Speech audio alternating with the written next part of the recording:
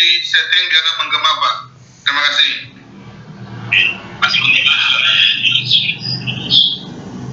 Masih Pak.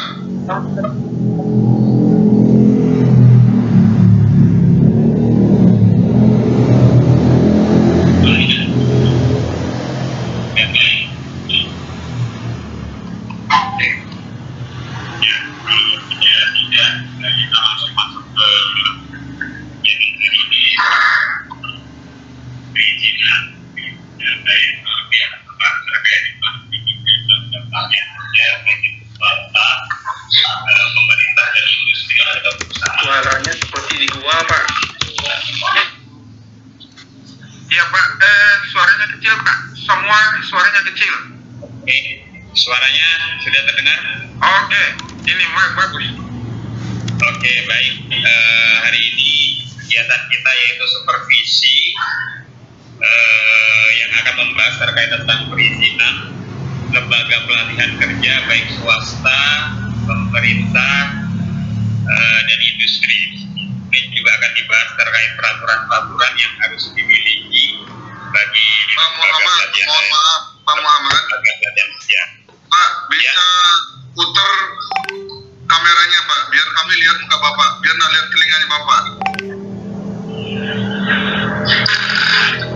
Oh iya, mohon maaf Pak, itu untuk apa juga saya laptop memang terkendala di kamera, jadi untuk mempercepat waktu kita langsung menuju ke narasumber untuk menjelaskan terkait supervisi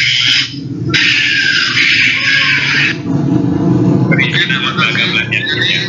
Mohon maaf, kalau bisa host kontrol, jadi semua tidak bisa interupsi daripada saat pemaparan dari narasumber. Jadi semua yang tidak berkepentingan pada saat bicara biar tertib, jadi semua bisa mendengarkan dengan baik. Karena sekarang ini semua seperti saat menyaut, jadi nggak kurang bagus zoomnya. Terima kasih. Ya betul. Suaranya mantul ya, suaranya. Mantul Pak. Nggak bisa. Nah ya, udah nggak mantul ya? Oh ya. Boleh. Oke, jadi kalau ya apa namanya? Ya, kerja kamera. Oh ya, oke. Oke, kita langsung menuju ke pemaparan materi dari Bapak Dian Herdianto selaku koordinator perizinan lembaga pelatihan kerja. Waktu dan tempat kami persilahkan. Nah.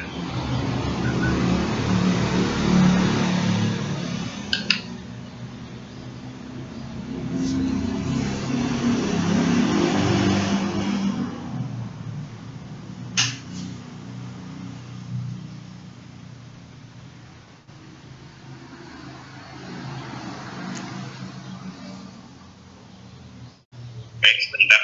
Mari kita persiapkan materi.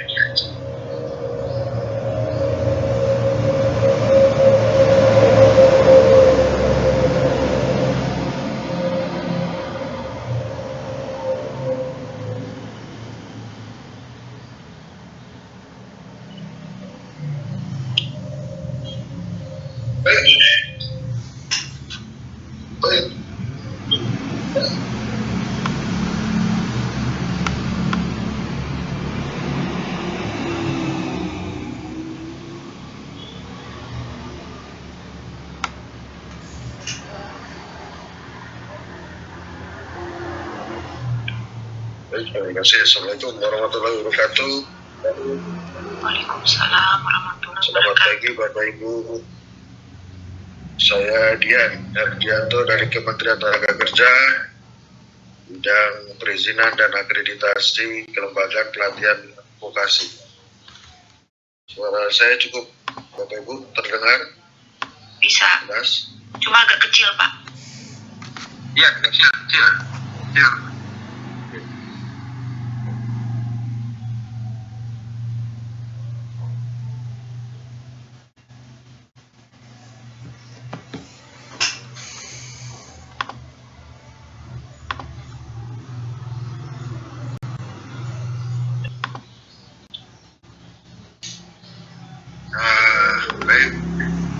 kita langsung mulai saja ya Bapak Ibu.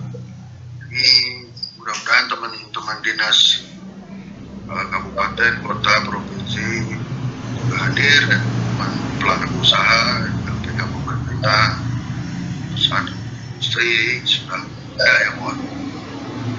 Salam sehat buat kita semua.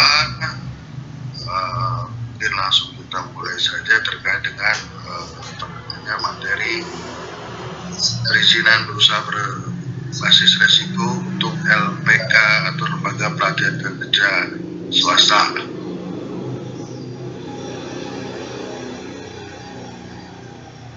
Suaranya masih kecil ya Bapak Ibu? Sudah Pak, jelas. Sudah. Sudah. Oke.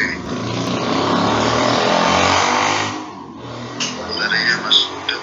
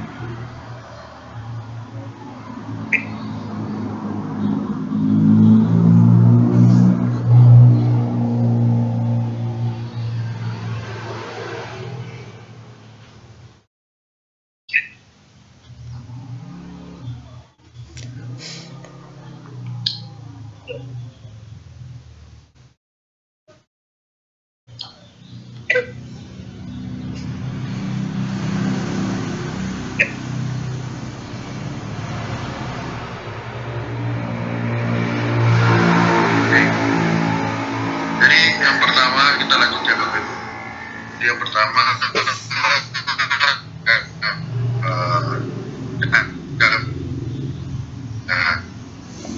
apa namanya, khususnya lembaga pelatihan kerja ini sudah di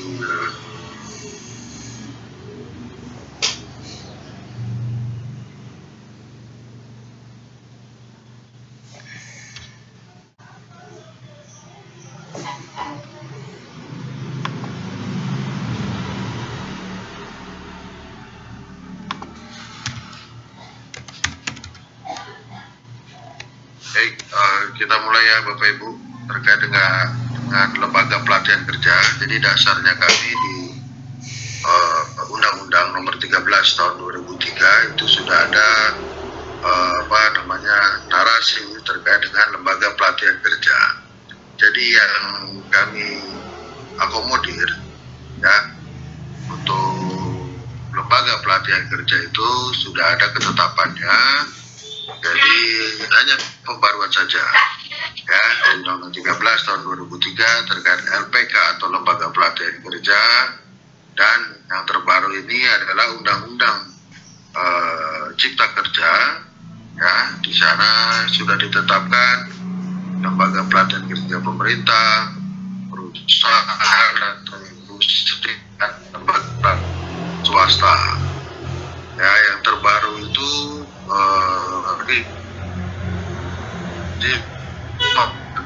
atau masih ditimbulkan di Undang-Undang 6 tahun 2023 ya, sama isinya terkait juga dengan lembaga pelatihan kerja ya. Turunan dari Undang-Undang Cipta Kerja ini adalah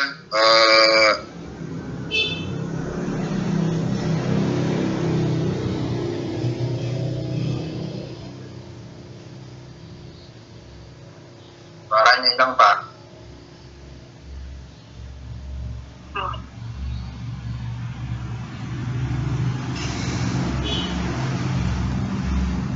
Hilang. Halo? Halo Nggak Pak. ada suaranya. Ya, terlempar tuh.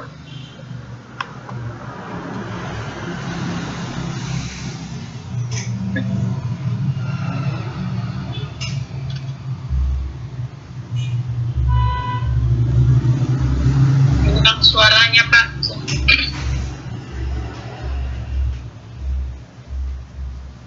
Sudah pada keluar.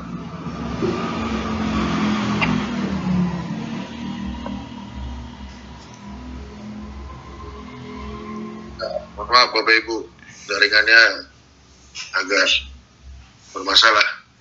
Oke, lanjut ya Bapak Ibu ya. Oke. Turunan dari Undang-Undang Cipta Kerja yaitu PP 5 tahun 2021 tentang penyelenggaraan perizinan berusaha berbasis risiko. Ya, turunan ini ya untuk lembaga pelatihan kerja swasta. Ya, jadi kita sudah diatur bahwasanya di PP 5 itu untuk pelaku usaha. Pelaku usaha ini untuk lembaga pelatihan kerja swasta.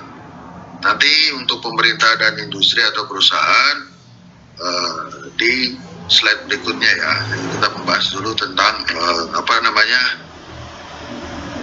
LPKS atau lembaga pelatihan kerja swasta. Ya, nanti komponennya sama dengan LPK lainnya, hanya yang membedakan hanya legalnya saja daripada pemerintah dan perusahaan atau industri. Ya, di peraturan Undang-Undang Cipta Kerja kita juga beririsan dengan beberapa KL atau kementerian lembaga terkait dengan perizinan berusaha berbasis risiko. Ya, yaitu di PP 16 tahun 2021, PP 21 tahun 2021 dan PP 22 tahun 2021, di mana tentang izin bangunan gedung, ya, tentang tata ruang dan juga tentang lingkungan hidup. Ya, ini tergantung daripada skala besaran usaha lembaga pelatihan kerja tersebut. Ya, di mana di situ sudah diatur terkait dengan persyaratan dasar.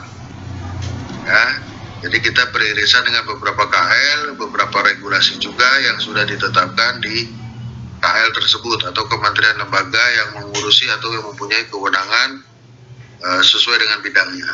Ya. Nah, untuk lembaga pelatihan kerja, jadi resiko kita atau resiko LPK itu adalah menengah tinggi. Nah, resiko menengah tinggi di dalam PP 5 ini jadi beberapa persyaratan yang memang harus Bapak Ibu penuhi ini selaku pelaku usaha. Ya, jadi berdasarkan resiko, ada resiko rendah, resiko menengah rendah, ada resiko menengah tinggi.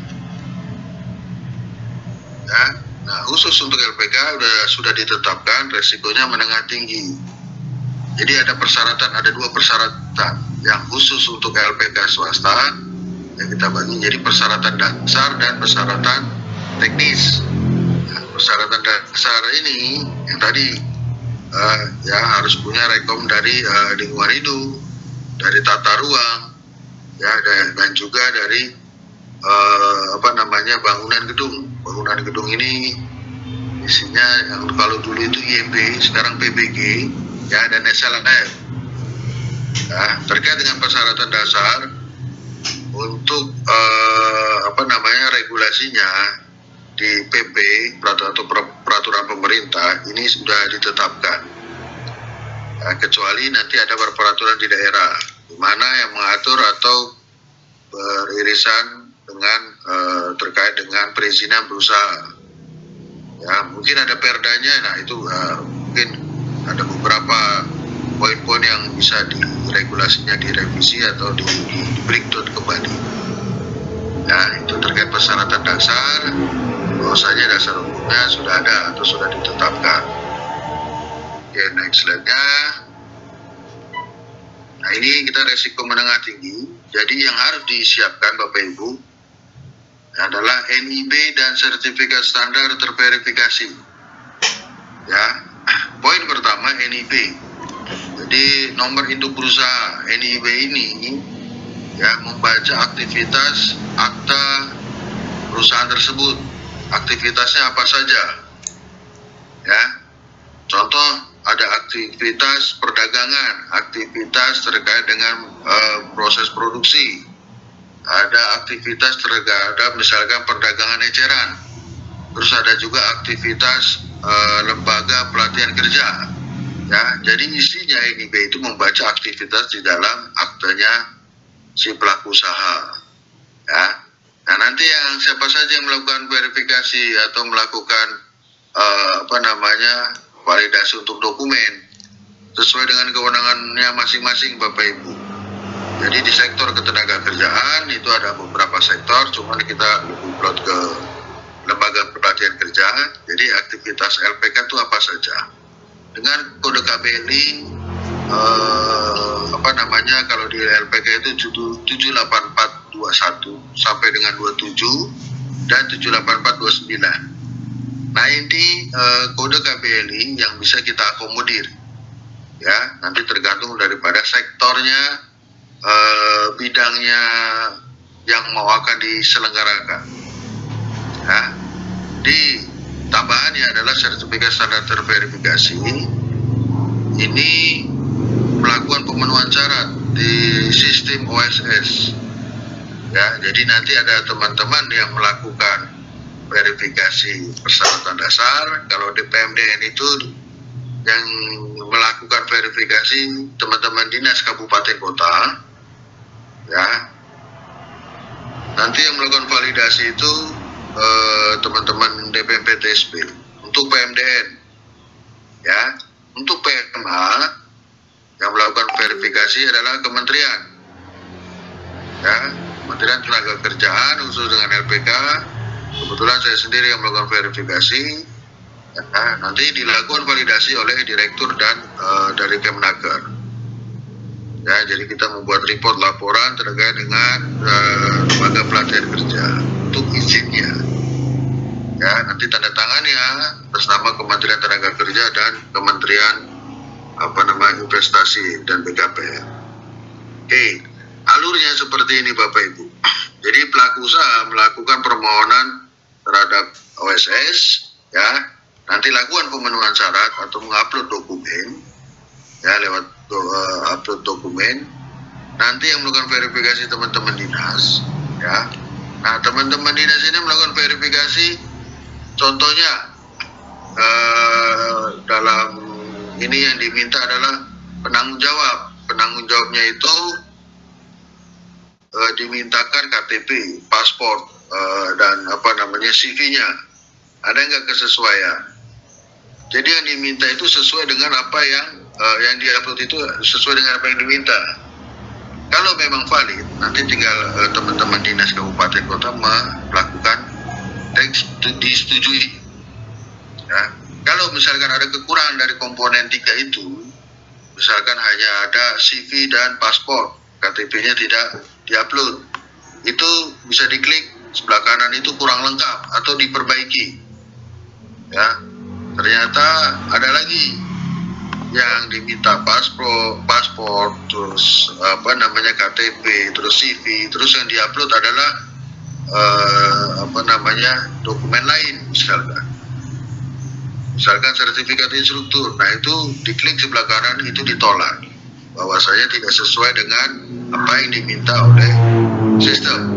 Ya, itulah fungsinya teman-teman dinas kabupaten kota melakukan verifikasi. Ya, nah itu ada beberapa komponen, ada 8 ya. Kalau PMDN itu ada 4, cuman ada beberapa komponen juga. Nah itu yang harus teman-teman upload dokumennya untuk melakukan pemenuhan syarat. Ya, jadi yang pertama kali kita periksa atau verifikator itu NIB-nya untuk LPK swasta. Karena mungkin masih ada teman-teman yang masih menggunakan kode KBLI lama atau masih menggunakan kode 854, ya. Kalau teman-teman sudah punya izin OSS 1.0, ya itu nanti migrasi saja Bapak Ibu. Ya, karena di regulasi di OSS 1.0 itu, ya 2418 nomor 24/2018 itu sudah dicabut secara sistematis, ya sudah menggunakan pure OSS RBA. Begitu juga dengan peraturan Menteri Ketenagakerjaan, ya di mana Permenaker 17 tahun 2016 itu sudah dicabut. Penggantinya atau bukan pengganti ya, karena kita kan yang di PP 5 ini yang kalau khusus LPK swasta ini ditarik, ya, nah, membedakan sistemnya saja. Khusus dengan LPK pemerintah dan perusahaan sudah ada regulasinya di Permenaker 6 tahun 2024, termasuk isinya juga mencabut Permenaker 17 2016. sistematis nanti hanya melakukan untuk LPK swasta berarti pure OSS RPA. Ya, sudah ada penguatan-penguatannya. Ya. Oke, ini kode KBLI yang kita akomodir Bapak Ibu. Ya, sudah disepakati di PP 5, ya di Permenaker 6 2021, 8 KBLI yang kita akomodir. Ya, 78421 sampai dengan 27 dan 78429. Ibu Bapak bisa buka atau cek di Permenaker 6 tahun 2021. Ya, kan bawa laptop sekalian kan. Nah, ya, itu untuk sektornya Bapak Ibu. Jadi dicek sektornya, pelatihan kerja swasta. Itu apa aja? Itu ada di Permenaker 6 2021. Contoh pengelasan, manufaktur, logam. Nah, itu ada di situ ya. Di 78422 Teknik Informasi dan Komunikasi Swasta itu pun ada breakdown-nya. Ya, berhubungan dengan IT. 23, 24 ya terkait pariwisata dan perhotelan swasta itu dicek ruang lingkupnya. Jadi kalau kita mau buat LPK itu disesuaikan, sudah sesuai belum antara kode KBLI dengan program yang akan diajukan.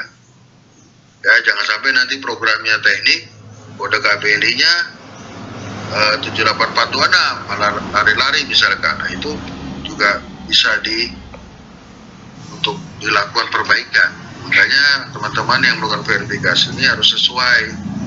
Makanya dicek NIB-nya dulu. Oh, ada NIB untuk pelatihan kerja. Oke. Sektornya apa? Sektornya A. Programnya sudah sesuai atau belum? Nah, itu yang teman-teman dinas kabupaten kota melakukan verifikasi. Ya. Oke. Nextnya. Ini ketika teman-teman dinas kabupaten kota melakukan verifikasi dan teman-teman pelaku usaha melakukan pemenuhan syarat untuk sertifikat standar. Ya. Ini yang tadi saya katakan, yang pertama kali dicek itu NIB-nya. Ya, udah sesuai atau belum. Yang kedua, ini untuk PMDN ya, melampirkan identitas dan riwayat hidup penanggung jawab. Ya, makanya di dalam sistem itu ketika Bapak Ibu membuat jungkir KTP itu yang diminta adalah nama ibu kandung misalkan. Itu supaya sudah terintegrasi dengan Dukcapil. Jadi ketika ada apa-apa kita bisa mengecek secara sistematis. Ya.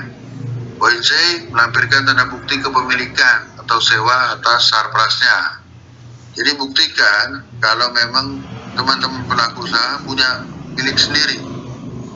Ya, dan buktikan juga kalau teman-teman LPK atau pelaku usaha ya itu sewa sarana dan prasarana.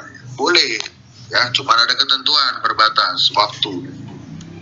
Ya, ketentuannya untuk sewa itu minimal 3 tahun. Ya. Terus poin D, melampirkan profil lembaga pelatihan kerja. Apa aja isinya? Yang pertama, struktur organisasi dan uraian tugas. Jadi struktur organisasi ini hanya untuk lembaga pelatihan kerja. Contoh, satu perusahaan membidangi beberapa bidang. Ada vice president, ada direktur utama lah. Ada beberapa direktur dan beberapa manajer misalkan di bawahnya. Ini kan sesuai bidangnya masing-masing. Siapa penanggung jawabnya? Yang membidangi training center atau pelatihan LPK. Nah, itulah penanggung jawabnya. Nah, di bawahnya ada lagi misalkan bagian program, bagian penyelenggaraan, bagian khusus untuk instruktur, ya, bagian administrasi, ya, dan lain sebagainya.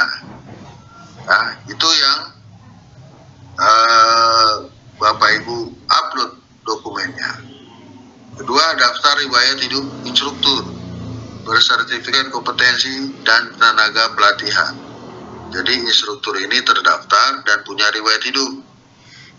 Terdaftar di mana? Di Sintala Bapak Ibu. Kami punya sistem khusus untuk instruktur. Jadi instruktur itu berdiri sendiri, ya. Sudah ada regulasinya. Kedua, instruktur punya riwayat hidup, ada recordingnya, ada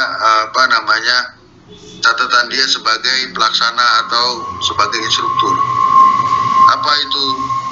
Contohnya di Permenaker 8 2014 ketika dia membuat program, membuat laporan terhadap materi ngajarnya, ya termasuk jadwalnya, itu dia yang buat, si instruktur yang buat dan ditandatangani oleh penanggung jawabnya.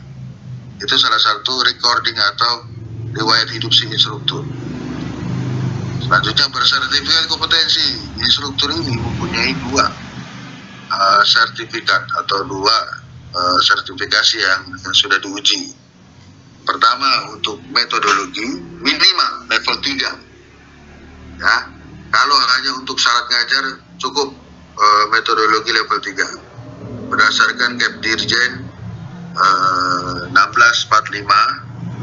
tahun 2021. Ya. Terus harus juga punya sertifikat kompetensi keahlian. Keahlian ini sesuai dengan program yang akan diselenggarakan. Ya, misalkan bidangnya LAS level 1, ya berarti instrukturnya harus punya minimal level 1. Yang kedua atau selanjutnya tenaga pelatihan. Siapa ini tenaga pelatihan, Bapak Ibu?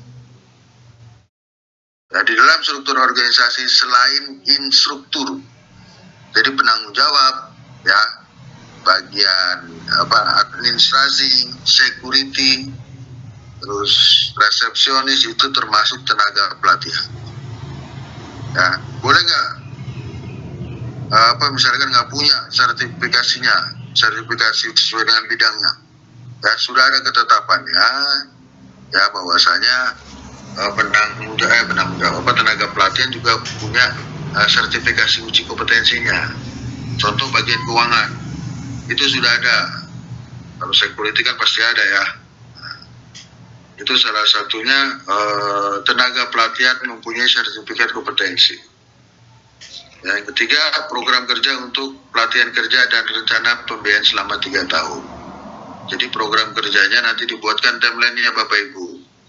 Kalau khusus pelatihan, penyelenggaraan pelatihan itu sudah ada di Permenaker 8 2014, ya.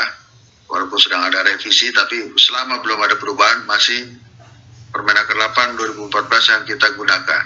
Di situ ada rekrut, seleksi, ya, dari TNA, rekrut, seleksi, terus penyelenggaraan pelatihan, evaluasi, monitoring sampai terbit sertifikat, itu ada semua di situ. Tinggal Bapak Ibu nge-breakdown ke bawah, dibuatkan timeline-nya, ya. Nanti setelah dibuatkan timeline-nya, ya, dibuatkan rencana pembiayaan selama 3 tahun, ya. Seperti apa sih? Ini hanya penyelenggaraan pelatihan, jangan sampai nanti ada aktivitas lain.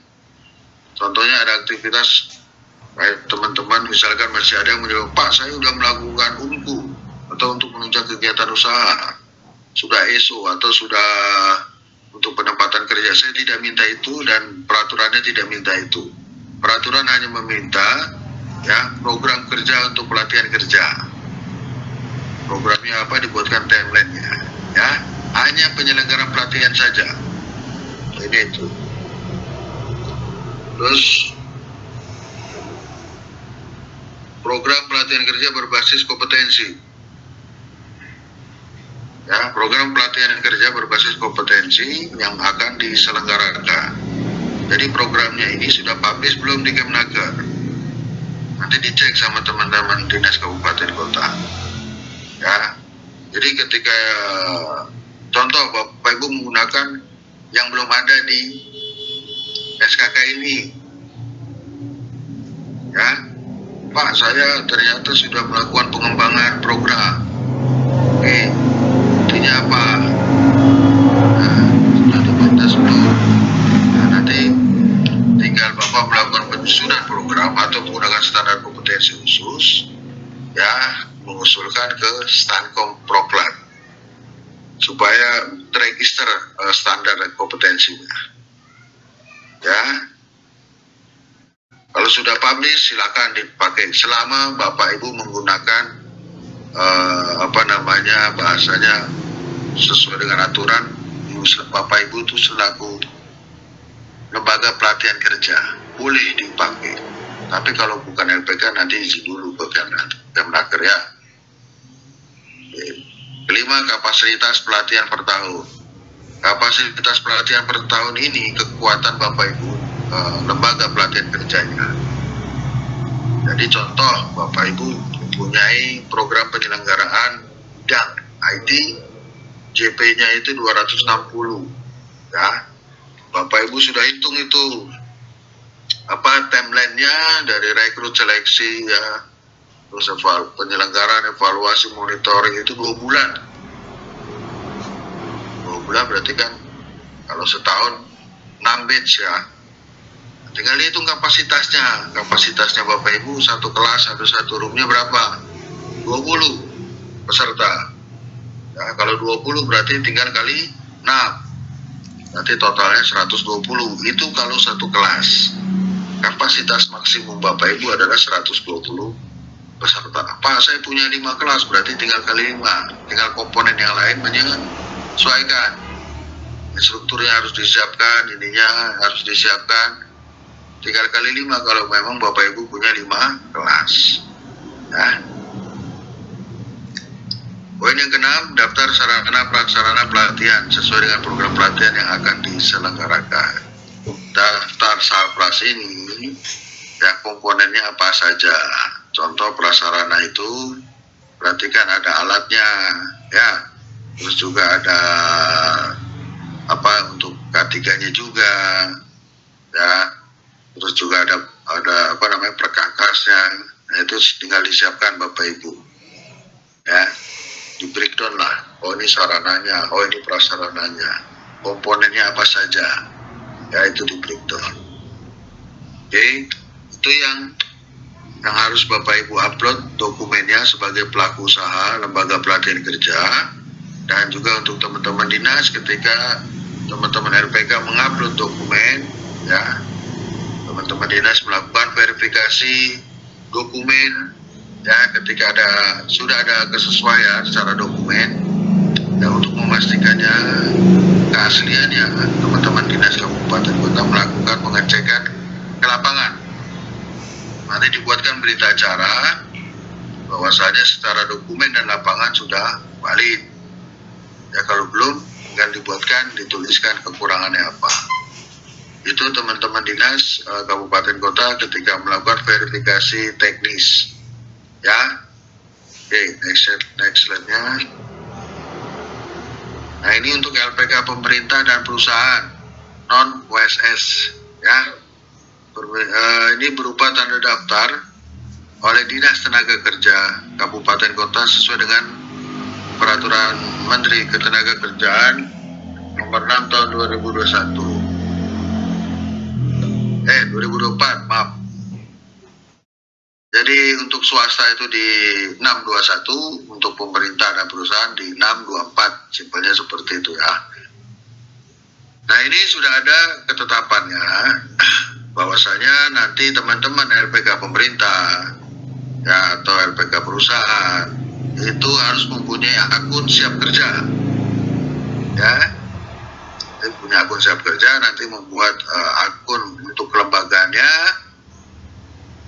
ya.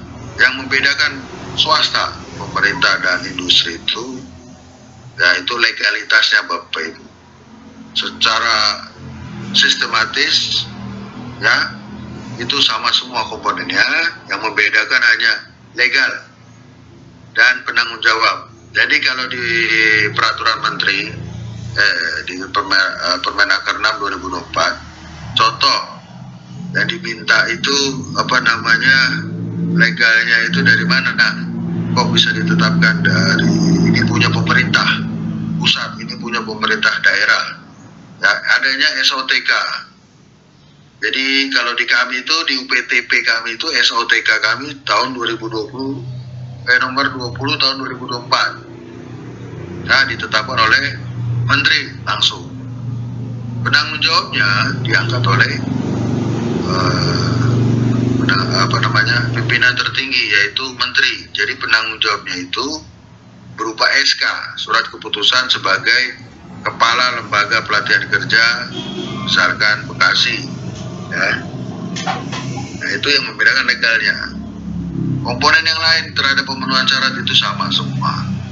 Kedua, untuk perusahaan itu nanti dari ADRT-nya itu sudah menyatakan dia sebagai training center. Ya, sudah ada ketetapannya dari perusahaan bahwa nanti kita cek NIB-nya, ya, oh ada aktivitas pelatihan kerja, ya, untuk masalah penambahan bebas, yang penting sudah dapat legalnya. Ya, mau kalau dulu saya itu di perusahaan itu kebetulan saya ngajar di Batu Hijau di Newmont, ya, itu namanya training center. Boleh saja, ya, ketetapan sebagai ketetapannya nanti dia kan berdiri sendiri, ya. Kalau training center itu atau punya perusahaan industri, nanti di ketetapannya itu sebagai siapa penanggung jawabnya, ya, penanggung jawabnya dari training center itu siapa, diangkat oleh pimpinan tertinggi. Yang kedua, penanggung jawabnya itu atau dia training center ini di bawah apa? Biasanya kalau dalam struktur organisasi ada vice president, ya, ada direktur, ada manajer. Ini di bawah direktur atau di bawah manajer, ya silakan nanti sesuaikan dengan struktur organisasinya. Ya, nah nanti ke bawahnya itu sama. Sekarang modelnya online semua Bapak Ibu. Di Permenaker 6 tahun 2024 sistemnya online. Jadi ada 3 sistemnya, 2 ya. Yang pertama itu ketika Bapak Ibu sudah punya membuat tanda daftar baru, ya, itu nanti masuknya melalui Skill Hub dan klik di kelembagaan, ya, nanti tinggal pemenuhan syarat.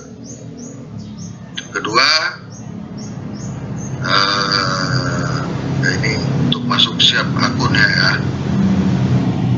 Jadi teman-teman nanti ada pilihannya sebagai lembaga pemerintah atau swasta atau industri. Ya, jadi teman-teman yang perusahaan itu kliknya yang industri, atau pemerintah klik LPK pemerintah. Ya, nanti secara sistematis minta aktivasi akun, terus next ya.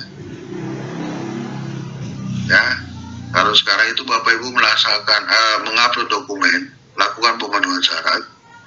Kalau memang sudah diverifikasi teman dinas kabupaten kota, ya, divalidasi Kemnaker, nanti PIN dan tanda daftarnya terbit otomatis Bapak Ibu, ya, untuk pemerintah dan industri, ya, nanti terbit PIN otomatis, nanti diverifikasi atau biar diverifikasi, jadi Bapak Ibu nanti kirim pesan di kelembagaan untuk rubah status. Jadi statusnya itu teregistrasi, terverifikasi, dan terakreditasi. Ya, ketika Bapak Ibu pembaruan baru, itu baru statusnya teregistrasi. Ya, supaya minta gimana caranya terverifikasi, salah satunya mengupload semua dokumen, nanti dicek, ya, oleh teman-teman verifikator dan berkirim pesan supaya untuk dilakukan verifikasi. Ya, nanti dicek sama teman verifikator, ketika sudah lengkap baru statusnya bisa berubah dengan izin yang sudah benar, ya, komponennya sudah diupload, nanti tinggal klik sama teman-teman kalau memang sudah pemenuhan syarat. Jadi rubah statusnya, status LPK-nya jadi terverifikasi. Ya, oke, next slide-nya. Ini verifikasi data lembaga sama, ya. Jadi yang teman-teman verifikator di kementerian yang ketika melakukan verifikasi kelembagaan, ya, sama bangunan gedungnya, fotonya, dokumennya, semuanya tinggal menyesuaikan saja. Ya, poinnya, ya, khusus LPK pemerintah dan perusahaan itu tidak boleh komersil, jadi tidak berbayar untuk penyelenggaraan pelatihannya. Ya, jadi tidak, kecuali Bapak Ibu nanti mengecek di mana penyelenggaraan pelatihan tapi sifatnya sosial untuk wilayah sekitar, silakan, boleh saja, dia tidak boleh berbayar. Ya,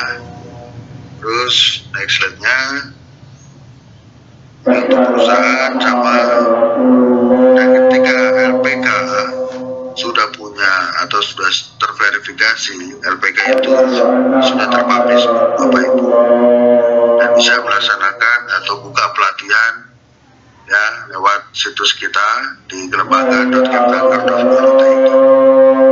Itu nanti boleh langsung melaksanakan penyelenggaraan pelatihan ya, termasuk ketika Bapak Ibu mau mendapatkan program dari pemerintah, ada JKP, ada prakerja ya, itu bisa lewat sistem.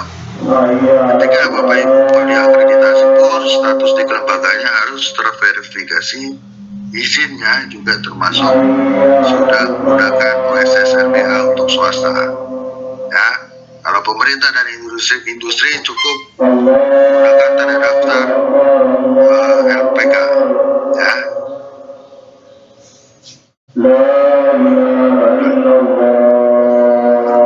Nanti statusnya Bapak Ibu ini di kelembagaan ya, terpublish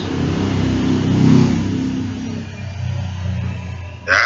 Kalau terpublish nanti teman-teman dari luar ya, pelaku peserta ya mau melakukan daftar atau mengikuti pelatihan ke tempat Bapak Ibu, tinggal cek di kelembagaan, oh lembaga Bapak Ibu sudah terdaftar di Kemnaker.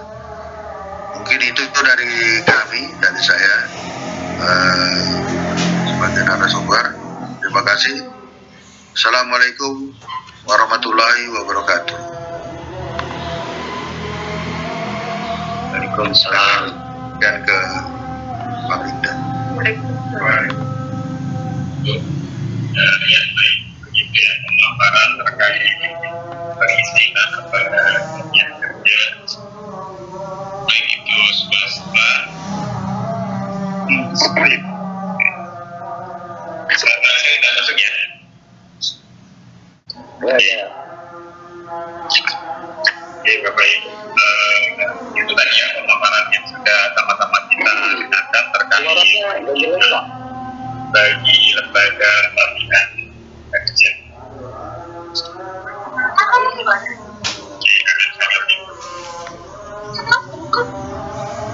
Oke, kita masuk ke sesi selanjutnya, yaitu sesi tanya jawab. Silakan Bapak Ibu yang ingin bertanya untuk KSN nanti akan kita pilih untuk langsung bertanya, atau bisa bertanya melalui di kolom chat. Silakan Bapak Ibu. Izin bertanya Pak Dian. Ya, silakan. Ya, terima kasih. Saya Bu Jumi Wiono dari Papua, Pak, dari Jayapura. Kebetulan saya ketua komite akreditasi untuk Provinsi Papua, jadi banyak permasalahan teman-teman LPK, Pak, terkait dengan permohonan untuk OSS, perizinan OSS RBA. Jadi karena dinas kabupaten kota juga masih ini hal baru ya, jadi masih meraba-raba tentang regulasi ini, termasuk juga untuk PTSP. Jadi terlalu lama proses untuk verifikasi dari Naker dan PTSP gitu Pak. Jadi banyak kendala yang dihadapi oleh LPK. Nah, untuk mungkin dari Disnaker Kabupaten Kota juga kami undang Pak. Mungkin nanti bisa dijelaskan kembali terkait dengan apa saja yang harus LPK lakukan supaya mempercepat proses begitu Pak untuk verifikasi, termasuk kerjasama antara Dinas Tenaga Kerja Kabupaten Kota dengan PTSP gitu Pak. Karena ada beberapa kabupaten kota yang mereka belum memiliki aplikasi dari PTSP Pak. Gitu. Itu seperti apa dari Dinas Tenaga Kerja Kabupaten Kota harus seperti apa untuk berkoordinasi dengan PTSP gitu Pak. Kemudian yang kedua, ada beberapa LPK yang sudah memiliki sertifikat standar ingin menambahkan KPLI. Nah, mohon untuk penjelasan Pak Dian, prosedurnya apakah mereka harus mengulang dari awal lagi untuk prosesnya, Pak? Karena ini ada yang penambahan KPLI tapi prosesnya terlalu lama gitu, karena ini terkait dengan akreditasi gitu Pak. Jadi kami sudah mempleno akreditasi, ternyata penambahan KPLI-nya terlalu lama gitu Pak, prosedurnya di kabupaten kota gitu Pak. Tuh, kemudian yang ketiga terkait dengan tanda daftar untuk industri. Kebetulan kami undang juga untuk dari PT Freeport Indonesia Pak sebagai LPK industri. PT Freeport Indonesia sudah memiliki tanda daftar dan sudah kami akreditasi serta publish di kelembagaan. Nah, dengan adanya regulasi pemerintah Permen nomor 6 2024, apakah PT Freeport tersebut harus melakukan pendaftaran ulang dengan melalui aplikasi Siap Kerja, ataukah yang lama masih bisa dipergunakan? Itu aja Pak, terima kasih.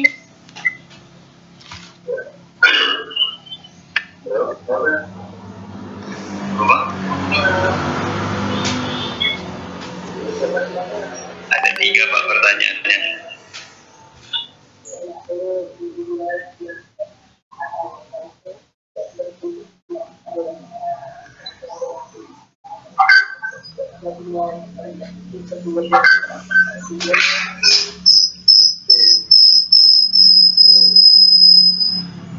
Oke, terima kasih. Yang pertama terkait dengan teman-teman dinas kabupaten kota ya. Jadi teman-teman dinas kabupaten kota, saya harapkan ya hadir juga di Zoom ini. Ini koordinasi dengan DPMP TSP. Ya, kalau memang belum mendapatkan hak akses turunan dari regulasi, nanti tinggal koordinasi dengan dinas DPMP TSP, Dinas Penanaman Modal, pelayanan terpadu satu pintu. Ya, jadi di regulasi ini kalau kita itu kan berkoordinasi atau beririsan dengan BKPM ya untuk kementeriannya. Dan jadi yang punya hak akses itu nanti hanya 3. Jadi dari DPMP-TSP untuk PMDN ya, DPMP-TSP, Snaker, dan pelaku usaha. Sama halnya kalau PMA.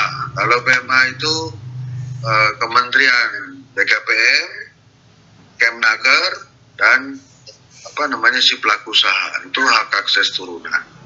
Jadi teman-teman dinas ketika dia nanti mau melakukan verifikasi atau belum mendapatkan hak akses, nanti koordinasi dengan DPMP-TSP. Itu ya Bu Junia. Jadi diinformasikan ke teman-teman dinas kabupaten kota atau teman-teman provinsi itu untuk koordinasi dengan DPMP-TSP supaya dapat hak akses turunan untuk melakukan verifikasi. Yang kedua, ingin menambah kode KPLI. Itu ya Bu ya. Jadi kalau ingin menambah kode KPLI tidak harus mengurus dari lama, dari baru. Ya, sebenarnya saya juga mau nanya, ini satu lokasi yang sama atau berbeda lokasi? Di satu lokasi yang sama, Pak.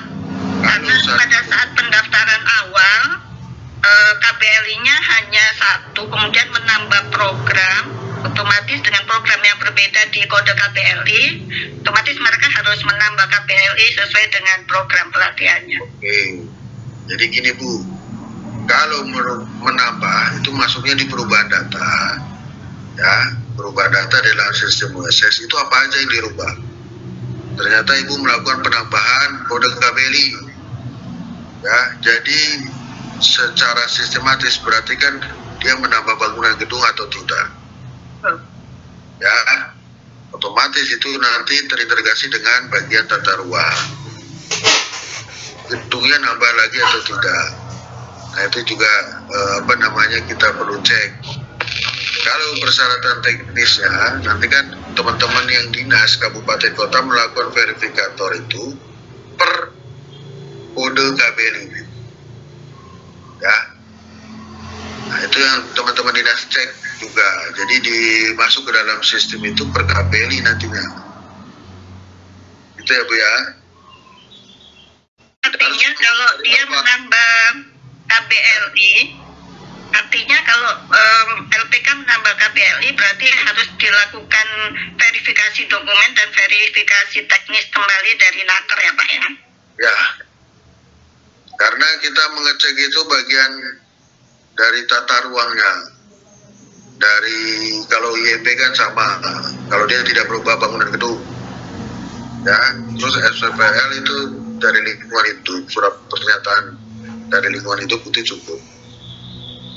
Kalau memang yang pertama itu tidak masalah untuk kode KBLI-nya, ya. Tuh. Jadi secara sistem itu kedata semua per kode KBLI, ya, termasuk nanti persyaratan teknisnya juga. Terus apalagi nih Bu Juri belum main-main juga nih.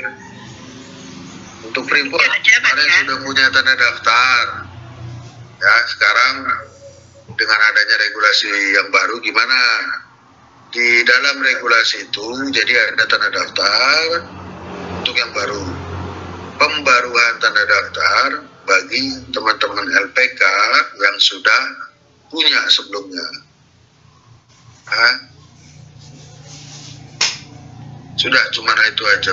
Jadi melakukan pembaruan tanda daftar di sistem. Artinya LPK tersebut harus dalam arti mendaftar ulang ya Pak ya, karena kan itu mereka harus by system ya, by system. Kemudian kalau saya baca di Permenakernya, setelah mereka mendaftar by system, kemudian ada verifikasi lagi ya dari Dinas Tenaga Kerja Kabupaten Kota. Ya. Artinya mengulang kembali ya Pak? Sudah terdaftar Bu. Statusnya kan dia sudah terdaftar. Dia hanya merubah, memasukkan pembaruan tanda daftar aja. Kecuali juga dia nanti misalkan ada berubah program atau menambahkan program, terus mengganti pimpinan lembaga pelatihan kerja. Itu salah satu pembaruan tanda daftar yang bisa Ibu katakan itu untuk melakukan pembaruan tanda daftar. Kalau yang lama ke yang baru itu hanya melakukan pembaruan saja. Berarti tidak ada hubungannya lagi dengan ke dinas ya Pak ya, tinggal di sistem aja, by system aja. Sistem, cuma nanti tetap dicek sama dinas. Tuh. Jadi biar keringkot di dalam sistem Bu. Berarti berhubungan lagi dengan dinas ya Pak ya? Ya, tetap nanti kewenangan dinas. Cuman saya rasa nggak terlalu jelimet.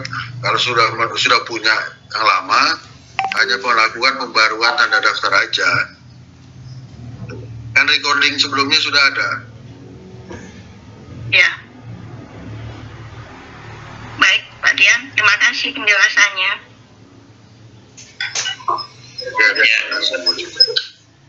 Ini ada pertanyaan selanjutnya dari Disnaker Provinsi Bali. Pertanyaannya bagaimana tata cara pengajuan izin LPK untuk PMA? Contoh, LPKA sudah keluar izinnya di Jawa Barat. Ini LPK-nya PMA. Kemudian mau buka LPK lagi di Bali. Apakah izinnya cukup dari pusat saja Pak? Nah, gitu ya. Jadi di Disnaker ISDM Provinsi Bali atau Mendik untuk lebih jelasnya ya Bapak.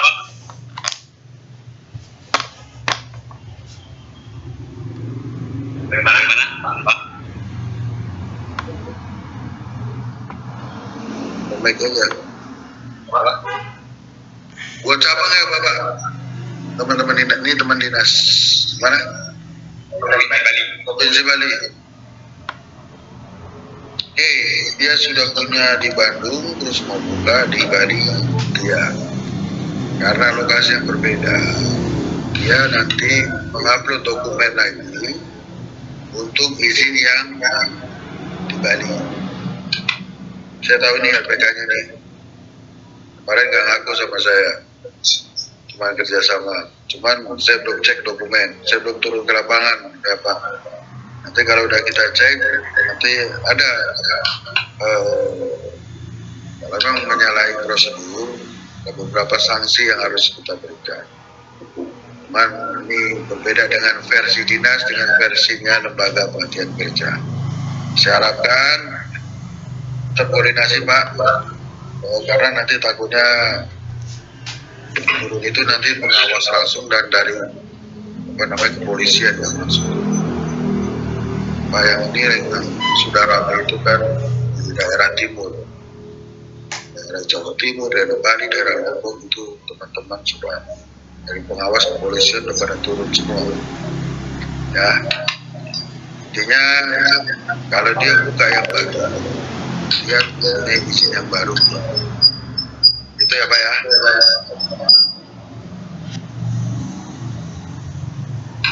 Oke, sudah terjawab ya. Ini ada pertanyaan selanjutnya dari Bapak Rizwan, LPK Elris Ternate. Bagaimana prosedur pendaftaran tanda daftar untuk LPK perusahaan? Nah ini Bapak dari LPK swasta atau dari LPK perusahaan ya? Mungkin bisa open mic dulu untuk Bapak Rizwan. Kami dari LPK swasta, tapi kebetulan halo Ya Pak, sudah terdengar. Silakan. Kami dari penyelenggara LPK swasta, tapi kebetulan kami juga asesor yang berencana untuk melakukan akreditasi atau sosialisasi terkait dengan Permenaker 06 2024 itu untuk kepentingan akreditasi LPK perusahaan. Jadi otomatis bahwa hal tersebut mereka harus gitu. Nah itu prosedur, kalau ada yang bertanya ke kami prosedur pendaftarannya seperti apa, termasuk pendaftaran di Siap Kerja, kemudian mereka harus dipublish dulu dan seterusnya. Seperti itu.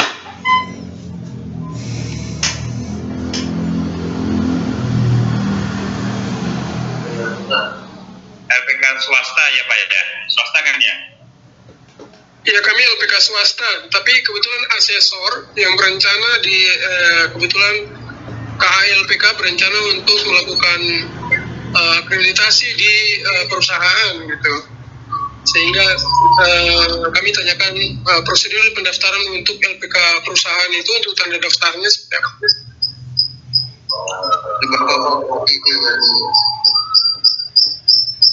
Ya Pak,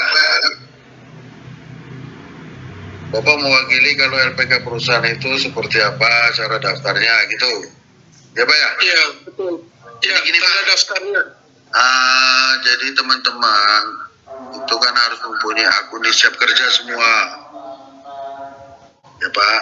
Satu, yang kedua nanti ada admin lembaga pelatihan kerja, dia sebagai admin lembaga perusahaan atau industri. Ya, jadi dia nanti masuk melalui akun LPK melakukan pemenuhan syarat. Itu ya Pak. Iya. Gitu. Tadi yang membedakan cuma di legalitasnya aja, sama halnya dengan pemerintah, swasta dan perusahaan atau industri. LPK swasta. Yang membedakan hanya legalnya saja. Itu makanya kita cek legalnya, ada gak bunyi lembaga pelatihan kerja atau pimpinannya diangkat sama pimpinan tertinggi. Nah ini seperti itu yang kita cek dulu Pak, legalnya. Ya berarti tanda daftarnya itu di kabupaten kota ya Pak ya? Yang verifikasi kabupaten kota Pak. Oke. Nanti kabupaten kota juga sudah kita buka untuk di Siap Kerja itu sebagai admin daerah. Jadi tinggal masuk aja, masuk dulu di Siap Kerja. Gitu Pak. Oke, terima kasih Pak.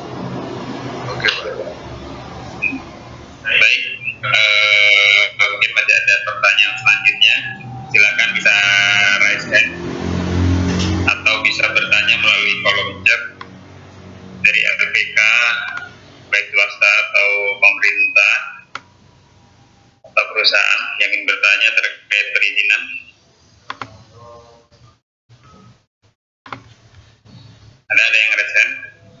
Ini dari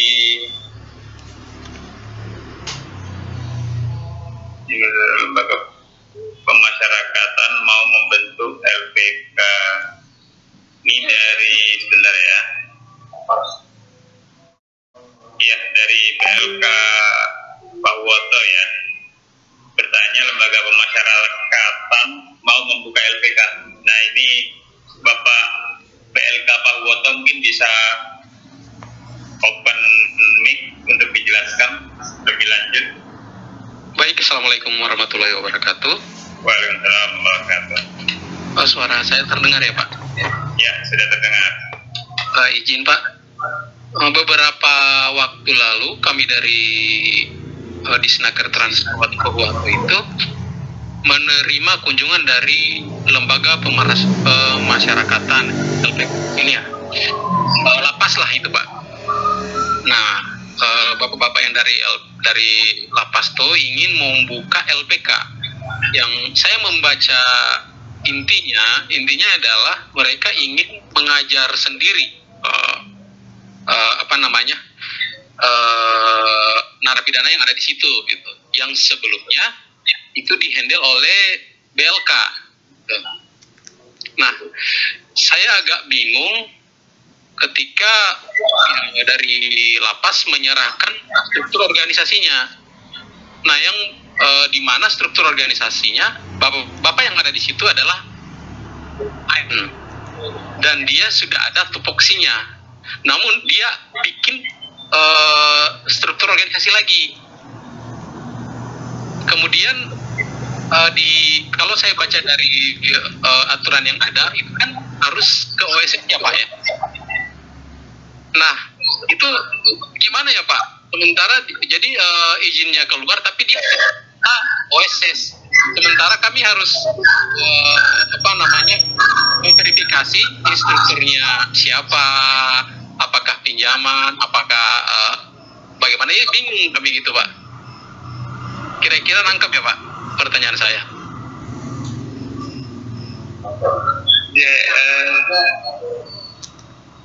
Ya Pak, karena ini juga isu se-Indonesia nih Pak. Gimana Pak? Yang pertama, kita sudah ada Permenaker X Nabi. Itu tahun 2014 ditandatangani oleh 3 menteri Pak. Menteri Demnaker, Menteri Hukum dan HAM, dan Menteri Sosial. Itu sudah ditetapkan bahwasanya lapas itu hanya sebagai tempat berlatih. Titik. Itu Pak. Recording in progress.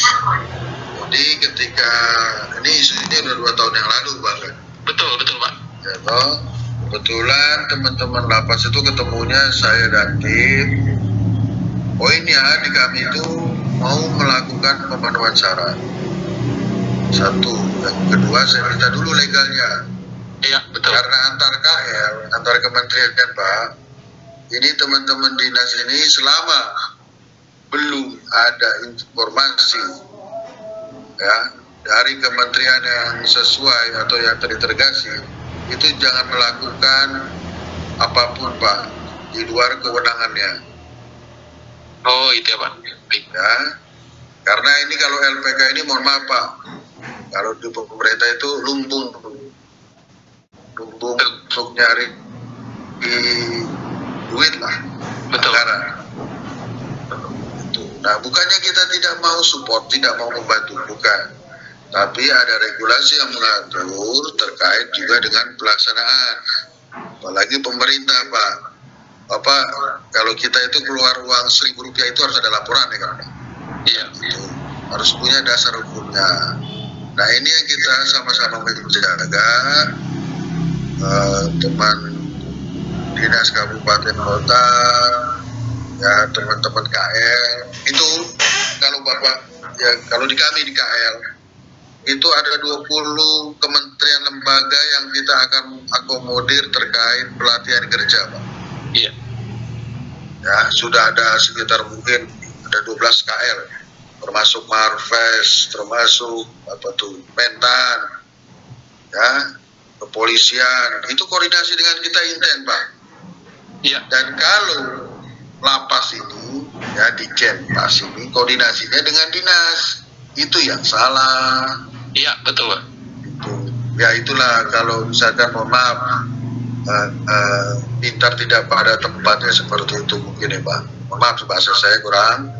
Cuman harusnya kita diskusi antar apple to apple atau kementerian dengan kementerian.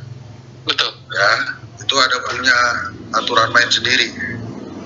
Jadi kita masih menggunakan ex-nabi, Permenaker ex-nabi. Itu nanti Bapak bisa cek atau nanti saya share di mana? Di grup ya. Dikasih saya informasi ke Mas Mikdad, cuma nanti di-share sama Mas Mikdad. Ya. Baik, Pak.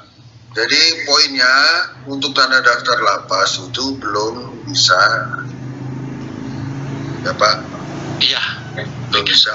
Mau Bagaimana kalau sudah lewat Kanwil, lewat KL itu belum bisa karena kemarin dirjennya sudah koordinasi dengan kami bahwasanya ini sudah 3 tahun yang lalu saya sampaikan bahwasanya ini masih tahap pemenuhan syarat Pak. Tapi kita juga punya Permenaker ex-nabi, itu harus dicabut dulu kalau memang kita mau buat permen baru. Tapi kalau turunannya sifatnya kerjasama, itu nanti diundanglah orang biro hukum dari Kumham atau dari PAS, di Jenpas dengan direktorat kami di Kementerian Tenaga Kerja. Kami juga sudah siapkan bagian perancang undang-undang terkait dengan maksud tujuan dari Kumham atau dari lapas. Selama ini yang kita akomodir bahwasanya dia sebagai tempat berlatih saja, dan anggaran pun mohon maaf, anggaran pun dari kita bantu dari Kemnaker atau teman-teman dinas kabupaten kota, karena sudah ada regulasi di Permenaker ex-nabi warga binaan. Ya, gitu ya Pak. Jadi untuk tanda daftar yang teman-teman di dinas kabupaten keluarkan itu pun bisa ditarik kembali. Oh, baik Pak, baik. Notif, karena Pak. kita antar KL Pak, maksudnya sejajar, bukan kita di atas, kita di bawah, bukan. Kita sama-sama bahwasanya kita sama-sama mau menjalankan satu misi yang baik, tapi harus punya dasar hukum yang kuat. Baik Pak. Terima kasih Pak. Ya, sama-sama Pak. Baik, ini ada pertanyaan lagi Pak dari Ibu Sri Disnaker Denpasar ya. Pertanyaannya dari Disnaker Kota Denpasar, IMB tidak dipersyaratkan dalam OSS.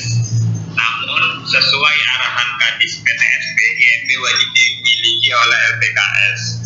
Apabila semua persyaratan telah dipenuhi namun tidak memiliki IMB atau tata ruang tidak untuk pelatihan atau perdagangan barang atau jasa, apakah bisa diberikan rekomendasi untuk penerbitan sertifikat standar?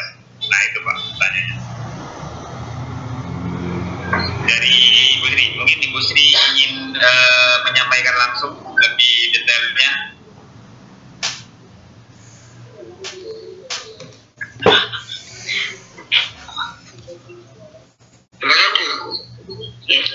Izin Bapak, selamat siang. Siap. Assalamualaikum warahmatullahi wabarakatuh. Om Swastiastu. Izin Bapak, yang kami tanyakan adalah mengenai IMB.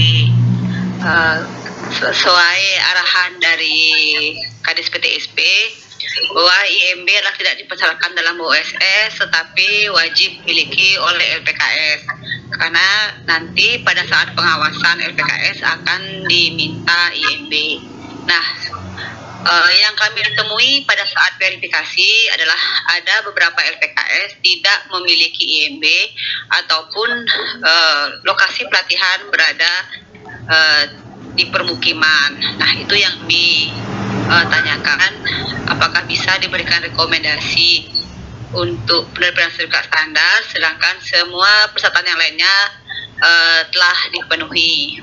Oke, mungkin untuk diketahui kami di Kota Denpasar untuk pelaksanaan verifikasi OSS tidak ada masalah Bapak, karena selama ini kami selalu berkoordinasi dengan PTSP.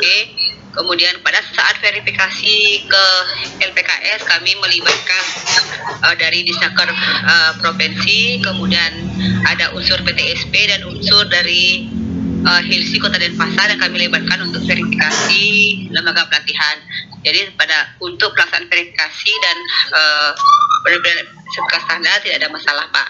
Tapi yang ada satu yang ingin kami tanyakan terkait IMB tersebut. Mohon petunjuk Bapak. Terima kasih. Oke. Ini Bu. Jadi ketika Ibu selaku verifikator, yang pertama itu cek itu kan itu ada beberapa lampiran ya. Ada data lah. Data itu Bapak Ibu bisa cek di data pelaku usaha. Itu kan dia harus, kita salah satunya melakukan verifikasi atau mengecek ya bahwasanya kayak tata ruang IMB itu kan diupload dokumennya. Tinggal Ibu menyesuaikan saja bahwasanya sudah dilakukan atau sudah diupload dokumennya, sudah ditandatangani bahkan. Biasanya kalau tata ruang dia zona hijau, zona bisnis, dia akan terbit secara sistematis. Tapi kalau misalkan dia zona hijau, dia nanti tidak mungkin terbit izin atau rekom dari tata ruang. Ya, makanya teman-teman di Disnaker hanya melakukan verifikasi teknis saja. Nanti dari pihak PTSP yang melakukan secara keseluruhan. Gitu. Kan nanti ada pejabat kewenangan masing-masing.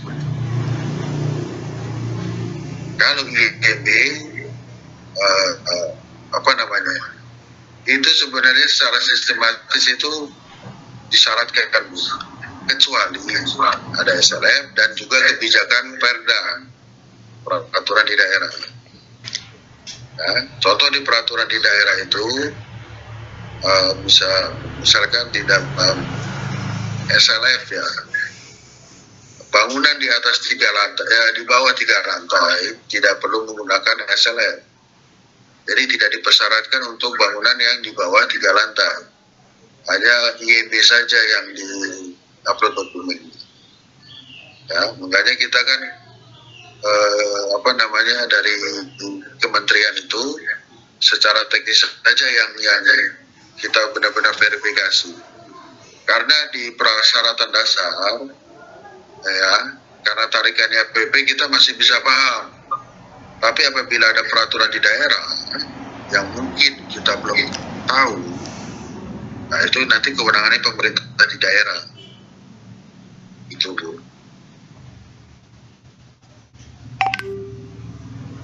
Mungkin ada yang tertelisut tanggapannya. Ya, sementara paham Bapak yang diarahkan. Terima kasih. Baik.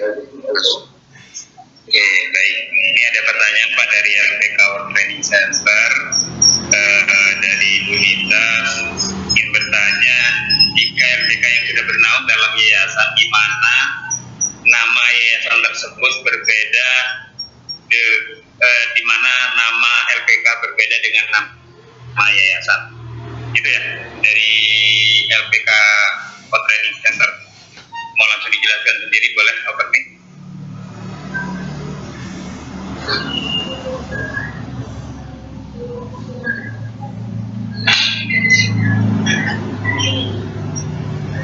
Oh, tidak ada.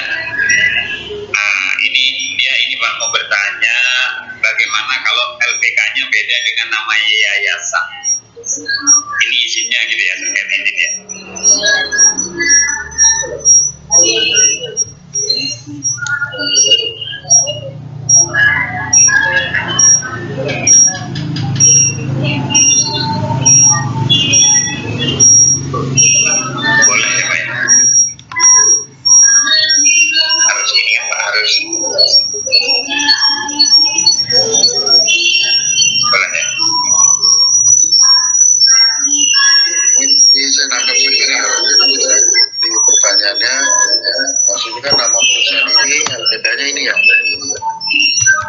Yang di sertifikat standar itu nama PT. Gitu ya. Mohon maaf izin menjelaskan. Jadi lembaga kami itu bernaung di bawah yayasan, nama pelaku usahanya itu adalah Yayasan Marina Duta Mandiri. Nah, jadi nama LPK-nya kan berbeda. Jadi LPK-nya adalah LPK World Training Center. Kemarin kami dapat informasi bahwa jika nama pelaku usaha itu berbeda dengan LPK-nya, itu perlu surat keterangan. Apakah bisa dibantu surat keterangan yang dimaksud itu seperti apa, Bapak? Terima kasih.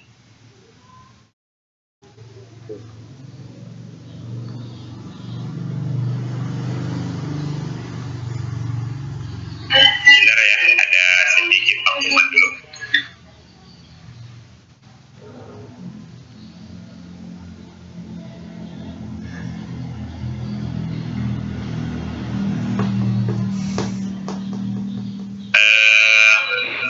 Untuk Mbak ini bisa tolong diulangi tadi pertanyaannya, tadi terpotong karena ada noise. Baik, terima kasih atas kesempatannya. Di sini kami izin bertanya. Jadi sertifikat standar kami itu nama pelaku usahanya adalah di bawah yayasan. Jadi yayasan yang menaungi itu Yayasan Marina Duta Mandiri. Sedangkan nama LPK-nya itu berbeda dengan nama yayasan yang menaungi. Itu LPK World Training Center. Apakah tidak apa-apa, Bapak? Atau kami perlu mencari surat keterangan yang menyatakan bahwa LPK World Training Center itu sama dengan Yayasan Marina Duta Mandiri seperti itu. Terima kasih, Bapak. Ya kalau itu kan kita cek nanti verifikator. Nah, jadi verifikator itu tadi kan harus melihat akta. Jadi aktanya nama perusahaan ini, nanti ke aktivitasnya sebagai lembaga pelatihan kerja. Nah, kalau saya melihat itu nggak ada masalah. Cuman verifikatornya kan kalau udah meng-ACC itu sebenarnya juga ada masalah. Poinnya kita selaku verifikator harus teliti, jangan sampai nanti maaf di aktenya LPKA, di akte ya, nanti di sertifikat standar namanya LPKB. Itu yang nggak boleh. Nah, makanya waktu itu saya pernah menemukan di salah satu provinsi itu, jadi akta NIB dan sertifikat standar itu berbeda-beda. Itu nggak boleh. Ya, kecuali tadi itu kan nama apa namanya badan hukumnya, nggak apa-apa yayasan. Aktivitasnya sebagai lembaga pelatihan kerja itu bisa punya apa-apa, nggak ada masalah. Boleh. Baik, Bapak. Terima kasih atas informasinya. Ya. Ya, ini ada pertanyaan Bapak dari Dinas Perindustrian dan Tenaga Kerja. Pertanyaannya, jika LPKS sudah terdaftar dengan KBLI 78424 pelatihan kerja pariwisata dan perhotelan swasta, namun hanya satu program housekeeping saja yang diajukan saat daftar. Kemudian LPKS ini ingin mengajukan penambahan program FB Service Food and Beverage ya ini ya, service dan FB produk yang memiliki KBLI yang sama. Nah, apakah perlu upload berkas kembali pada proses RPA, sedangkan KBLI tersebut sudah terverifikasi pada saat mendaftarkan program housekeeping? Jawabannya Pak, apa mau dijelaskan sendiri dari Dinas Perindustrian dan Tenaga Kerja? Tenaga Kerja mana ini? Silakan Bapak atau Ibu.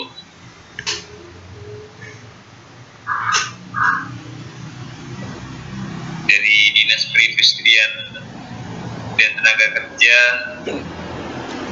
mana ini? Terpotong misalnya.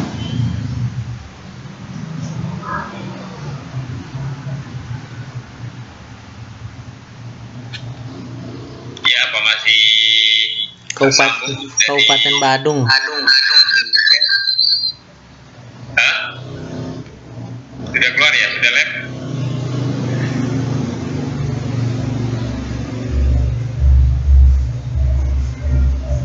Ini kayaknya udah live ini Pak. Next ya.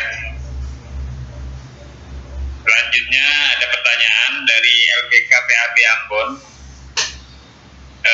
Ingin bertanya apakah LPK yang belum memiliki izin dari OSS RBA terverifikasi bisa diikutkan dalam akreditasi program oleh LPK Oke, jawabannya tidak bisa ya.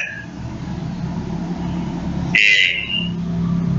Harus terverifikasi terlebih dahulu baru bisa mengajukan untuk proses akreditasi. Oke, pertanyaan selanjutnya Bapak Ibu, apa masih ada pertanyaan atau sudah cukup? Oke, mungkin pertanyaan terakhir ya, bisa rasain atau bertanya melalui Izin Pak. Oh iya, oh ini dari dinas. Iya, tadi ada kesalahan teknis sedikit. Kami jadi ingin bertanya seperti apa yang sudah kami sampaikan di chat grup itu, Bapak. Iya, silakan Bapak. Jadi begini, jika ada LPKS sudah terdaftar dengan KBLI 78424 dengan pelatihan kerja pariwisata dan perhotelan swasta, namun hanya program housekeeping saja yang diajukan pada saat mendaftar. Di kemudian hari LPKS ingin mengajukan penambahan program seperti misalkan EB Service atau EB Product yang memiliki KBLI yang sama. Apakah perlu upload berkas kembali pada OSS RBA sedangkan KBLI tersebut sudah terverifikasi pada saat mendaftarkan program housekeeping? Terima kasih.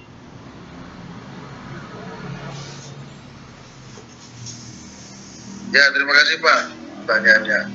Tetap melakukan verifikasi Pak. Itu kan nanti itu kode KBLI-nya sama, programnya kan berbeda.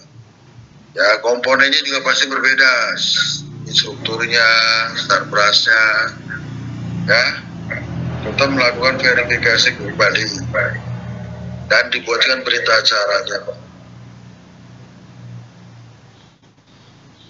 Baik, terima kasih penjelasannya Bapak. Baik, sama-sama Pak. Ya,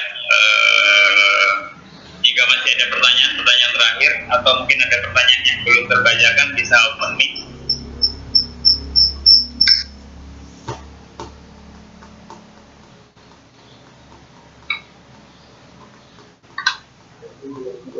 Oke, sudah tidak ada ya. Halo. Oke. Ada satu Pak. Oh ya, silakan dari Bapak Handayani, silakan. Iya, LPK Handayani Gorontalo. Ini Pak mau tanya soal lembaga, badan usaha dari lembaga yang mana yang paling cocok ya untuk pengurusan OSS. Itu apakah kita bisa pakai PT persorangan atau lembaga khusus yang memang harus ada akte pendirian dan sebagainya, gitu Pak. Menurut Bapak yang mana yang paling cocok untuk LPK? Kan LPK kan termasuk UKM ya. Iya, begitu Pak. Kira-kira pertanyaan saya. Terima kasih atas waktunya. Pak, maaf, pertanyaannya barusan belum jelas, terputus-putus mungkin sinyalnya Pak. Mohon diperjelas, diulang mungkin. Ya, jadi pertanyaannya lembaga apa yang paling bagus menurut Bapak ya? Jadi seperti PT atau yayasan mungkin, atau karena ada apakah PT persorangan bisa dipakai, mengingat PT persorangan itu kan tidak menggunakan akte pendirian, gitu ya. Jadi tidak ada akte pendirian. Di samping itu biayanya juga agak murah, ya, tidak terlalu mahal. Nah, apakah itu bisa dipakai untuk pengurusan izin selanjutnya, izin LPK.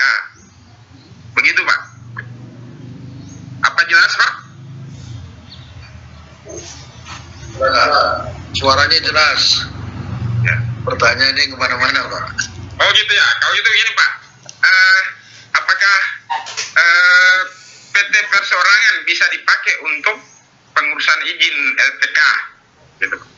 Maksud saya, inti pertanyaannya. Gitu.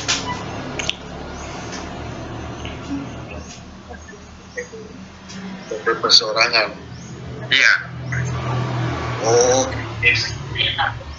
Ya. Bapak sudah baca peraturannya belum? Belum Pak, belum itu. Jadi dibaca dulu Pak.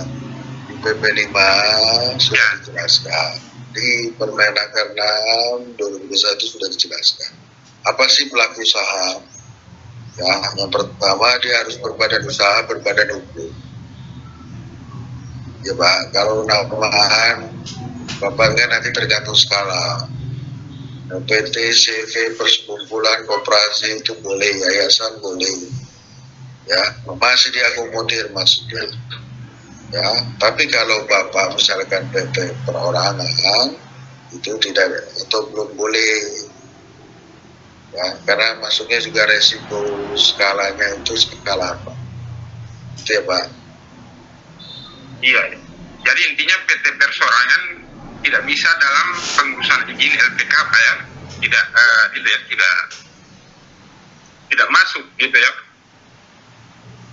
Kalau perorangan belum, tetapi kalau perseorangan itu masih bisa Pak. Iya, maksudnya PT perseorangan kan ada dua jenis PT ya. PT yang baru ini kan yang PT perseorangan. Yang Kalau dirilis pemerintah kan. Kemudian Pak, tapi kalau PT perorangan itu belum, kan sudah ada di regulasinya itu sudah catatan. Iya. Oh jadi PT perseorangan bisa, karena selama ini kan kalau di Naker disyaratkan itu harus ada akte pendirian, sementara PT perseorangan tidak menggunakan akte pendirian. Gitu. PT perorangan yang belum bisa diakomodir Pak, karena dia berdiri sendiri. Iya, ya meskipun tanpa itu Pak ya, tanpa akte pendirian.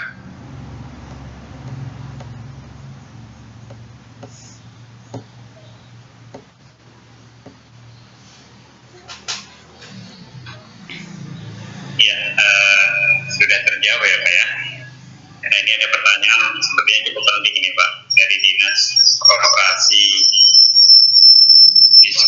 Dinas Koperasi UKM dan Tenaga Kerja Kabupaten Tabanan terkait izin OSS RBA. Di daerah kami ada LPK yang belum punya izin OSS RBA karena terkendala izin PBG.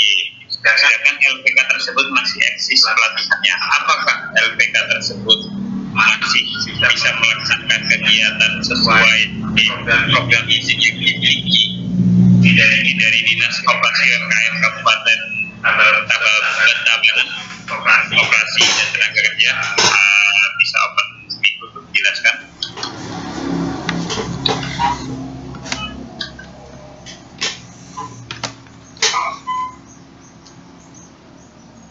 Oke, sepertinya tidak ada ini Pak. Ini jawabannya seperti apa Pak ini Pak? Ada LPK yang belum punya izin OSS RBA, dia apakah masih boleh melakukan aktivitas pelatihan kurang lebih?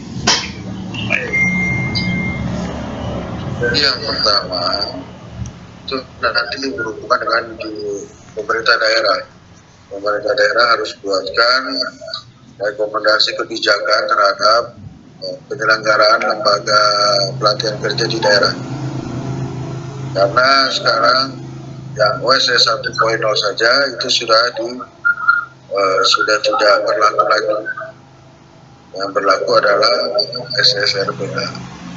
Kalau teman-teman dinas mengaminkan terhadap penyelenggaraan, itu nanti teman-teman dinas nanti melakukan atau membuat kebijakan terhadap masa regulasi itu. Ya, nanti takutnya dikhawatirkan lembaga tersebut menyelenggarakan, tapi teman-teman pengawas sudah turun ke lapangan. Nah, itu nanti teman-teman dinas yang nanti tanggung jawab. Kalau tidak ada dokumen berdasarkan kebijakan di daerah. Ya, karena ini udah banyak sekali yang turun dari teman-teman pengawas sama Polri.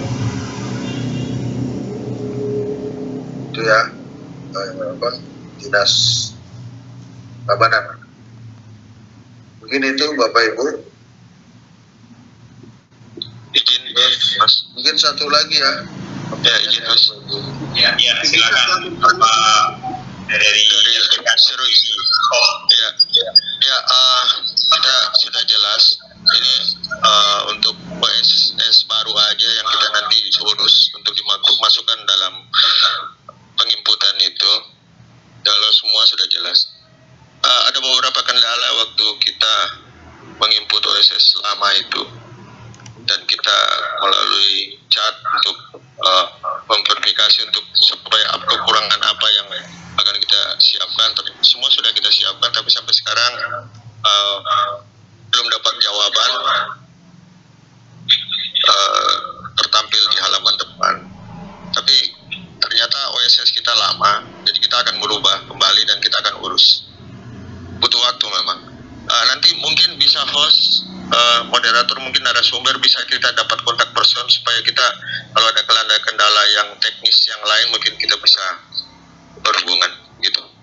Itu dari, ya, itu dari kami. Makasih, Bos. Oke. Nanti kita paling bisa kalau teman-teman LPK ini koordinasi nggak sama teman-teman dinas? Kita di kabupaten malah mereka balik bertanya kepada kita, Bang. Di situ kendalanya. Jadi mereka ya sampai sekarang kita miskomunikasi tentang ini, lost contact. Jadi kita yang ngurus sendiri. Sampai sekarang untuk berkoordinasi atau minta konsultasi dengan dinas setempat kabupaten ya. Kalau provinsi luar biasa mereka respon. Tapi di kabupaten kayaknya misling. Untuk kabupaten jujur aja di kabupaten kami cuma LPK kami ada 2 LPK yang aktif. Makanya mungkin tidak terlalu intens diperhatikan begitu. Itu dari kami. Makasih. Ini dari mana Pak? LPK? Kabupaten izin Pak dari ya izin Pak, izin Ibu Ketua izin ya. Nanti Pak Medi bisa menghubungin saya Pak, nanti dinasnya bisa hubungin saya aja. Kemarin Siap. Kabupaten Timika sudah kami buat bimbingan khusus untuk dinas kabupaten dan PTSP-nya kami kumpulkan. Mungkin ini juga kendala bagi kabupaten lain. Jadi mungkin bisa ada hal-hal yang ini yang kita bisa rebut bersama. Mungkin dari ketua LA bisa berkoordinasi dengan kabupaten kota di Papua. Makasih dari kami. Oke, terima kasih Pak. Tidak besar tinggi ya.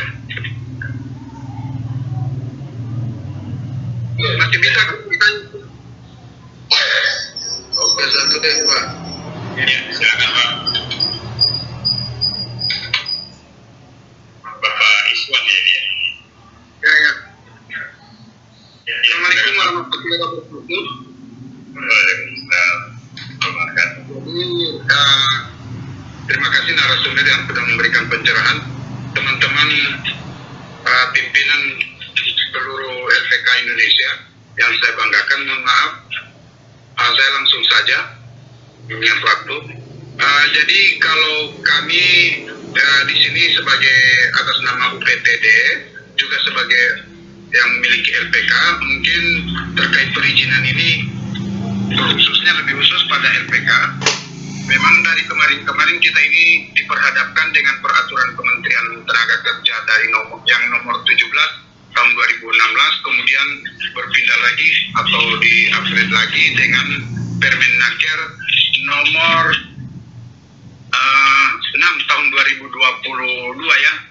Dan tentunya yang berbasis resiko ini sebenarnya agak lebih memberatkan ke LPK karena memang persyaratan dan ketentuan yang dipersyaratkan di situ banyak hal yang harus dipenuhi oleh LPK. Nah, kami hanya bisa berharap ini tiap OPD khususnya PTSP dan dinas-dinas terkait ini harus ada kesatuan informasi terkait syarat dan ketentuan yang diajukan untuk mengajukan pertama rekomendasi dan keluarnya izin dari PTSP. Itu yang pertama. Yang kedua, karena izin operasional ini khusus LPK mungkin juga akan menggunakan dampak lingkungan dan IMB. Nah, ini yang paling urgent harus kami hadapi karena sebagian LPK di Gorontalo itu ya kadang hanya menggunakan tempat seadanya, tidak seperti di luar daerah yang sudah memang standar luar biasa, bangunan sendirilah dengan ukuran yang maksimal.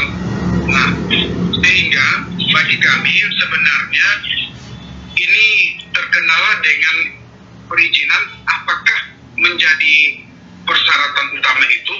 Kami hanya berharap LPK itu minimal memiliki NIB, nomor induk berusaha, kemudian memiliki PIN dan tayang, sehingga ketika dilaksanakan akreditasi teman-teman cukup melampirkan itu dan oleh asesor juga itu sebagai bukti, sehingga baik ini LPK bisa memiliki legalitas untuk menyelenggarakan. Nah, kalau kami berasumsi daerah-daerah luar sana ataupun yang terpencil, mungkin kalau dipergunakan secara menyeluruh Permen nomor 6 tahun 2021 ini, maka otomatis yang berbasis resiko, maka otomatis LPK akan banyak yang tidak keluar izinnya. Apalagi saat merekomendasikan akan disurvei dan seterusnya dengan persyaratan. Kalau mungkin persoalan instruktur, persoalan sarana prasarana, mungkin bisa memenuhi sebelah sini duit. Ya, jadi makanya kami lebih sebenarnya Permen nomor 17 tahun 2016 itu ada klasifikasi antara PTDK, PLK kemudian juga LPKS. Kami berharap dengan keberadaan materi sosialisasi ini sekiranya ada lebih mempermudah. Artinya kenapa yang mudah dipersulit? Seperti itu ya mungkin harapan teman-teman LPKS. Kemudian yang berikut, kami selaku PTDBLK juga memang kami lihat sebagai ini hanya sebagai terdaftar saja sesuai dengan standar dan diizinkan keluar dari tingkat atas pemangku dalam hal ini bupati maupun dinas. Ini lebih agak dimudahkan, terutama dari segi ada izin operasional maupun atau ada nomenklatur NIB-nya atau tidak. Dalam hal berharap mengakses program-program bantuan ini, memang kami sangat mengharapkan atau program-program begitu dibutuhkan oleh LPKS.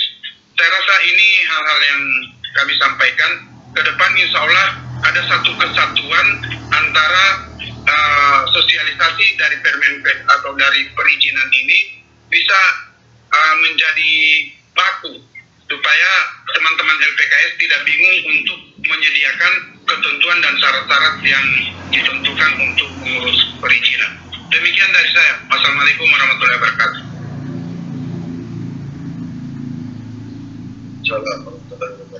Terima kasih Pak Iswan, PTD BLK. Jadi izin Pak menyampaikan dari Permenaker 17 terus ditarik ke sistem di PP 5 atau Undang Cipta Kerja PP 5 dan Permenaker 6 Bapak udah pernah baca secara detail Permenaker 17 dan Permenaker 6 21 dan PP 5. Saya harapkan Bapak udah bisa baca dulu bahwasanya itu hanya merubah sistemnya saja, metodenya. Pak, kalau dulu masih ada manual, coba Bapak cek di narasi di pelaku usaha itu atau penyelenggara itu sebenarnya secara sistematis itu sudah mengunci, Pak. Ya, kalau bicara dengan pelaku usaha berbadan usaha berbadan hukum, itu kan sudah ada ketetapan yang pasti Bapak ngurus di akte, di Dijen AU, itu pasti. Nah, cuman kadang-kadang narasi itu pelaku usaha berbadan hukum, itu lebih simpelnya di dalam regulasi seperti itu, Pak. Ya, di undang-undang atau di PP tadi menyebutkan dia itu harus mempunyai tempat yang layak atau apalah. Nah itu, Pak, jadi kita harus tahu NSPK-nya dari regulasi itu dulu. Jadi di PP 5 regulasinya adalah SMK 3, Sistem Manajemen Kesehatan Keselamatan Kerja.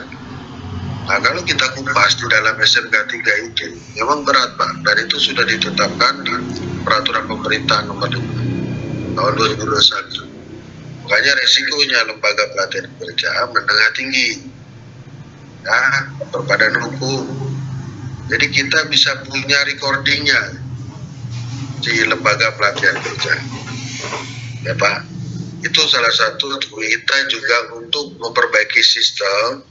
Karena di sistem kita ini, di LPK ini ada 19.000 sekian LPK.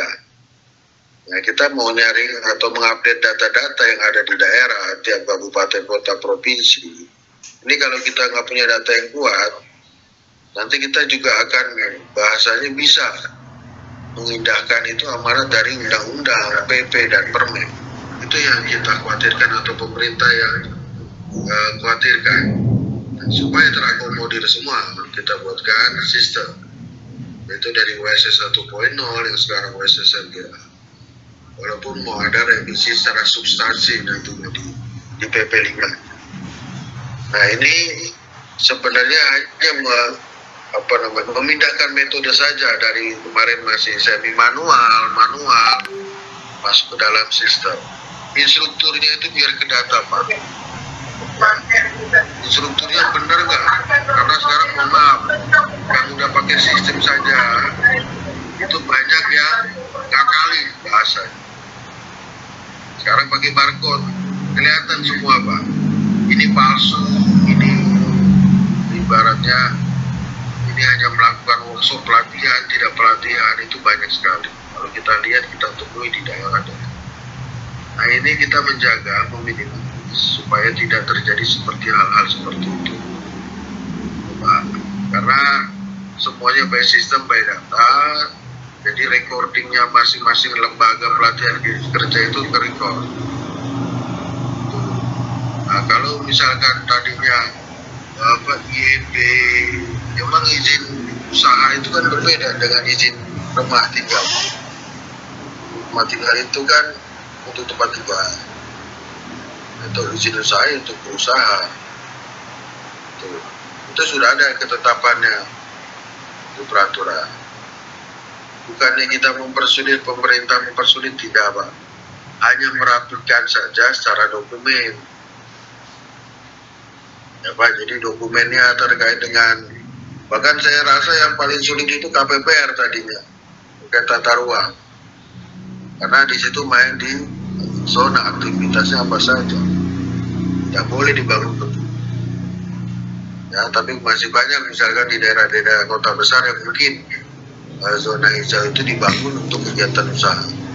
Ternyata ketika didetek baru ketahuan. Nah ini kita mengurangi hal-hal yang seperti itu, Pak. Itu ya, Pak. Pada dasarnya pemerintah itu tidak mempersulit, ya, supaya lembaga yang ada di kabupaten dan kota ini terakomodir oleh kabupaten kotanya, provinsi, bahkan dari kementerian yang punya kewenangan. Fungsinya hanya itu, Pak, mendata atau data lembaga pelatihan kerja ini terdata semua, aktivitasnya apa saja. Bahkan di perusahaan itu ada wajib lapor, ya. Kalau nggak wajib nanti kena, kalau nggak melaporkan nanti kena sanksi. Ya memang hal-hal seperti itu perlu kita waspadai, maksudnya gitu, untuk melakukan atau mengingat refresh LK atau LPK yang tidak melakukan laporan per 6 bulan pun bisa kami tegur.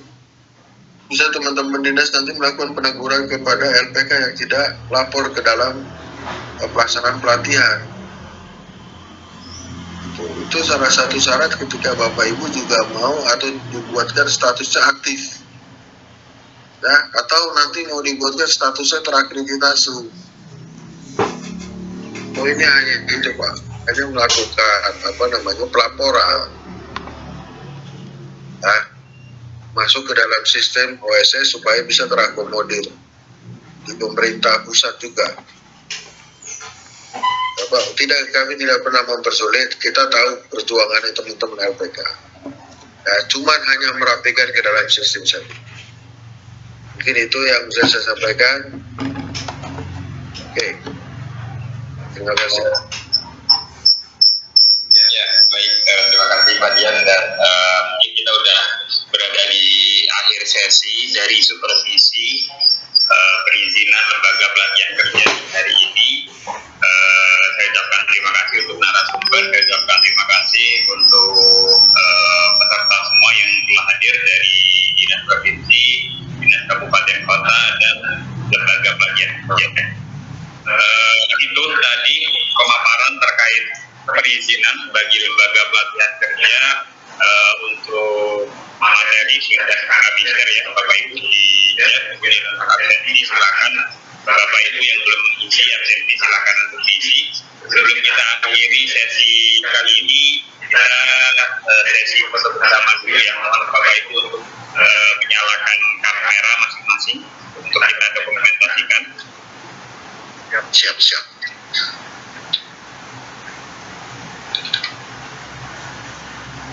Izin moderator bisa dapat kontak person narasumber.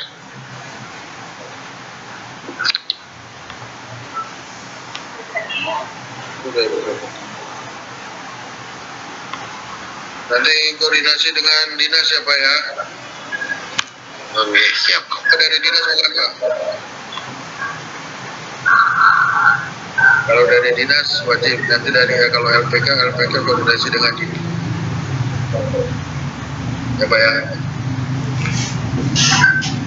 Ya baik, kita ke sesi foto pertama ya. 1, 2, 3. Oke, selanjutnya slide kedua. 1, 2, 3. Oke. Slide. Oke. Kita slide ketiga.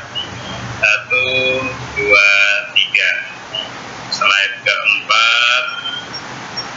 Oke, 1, 2, 3. Selanjutnya 1, 2, 3. Oke, baik. Terima kasih Bapak Ibu semua atas perhatiannya.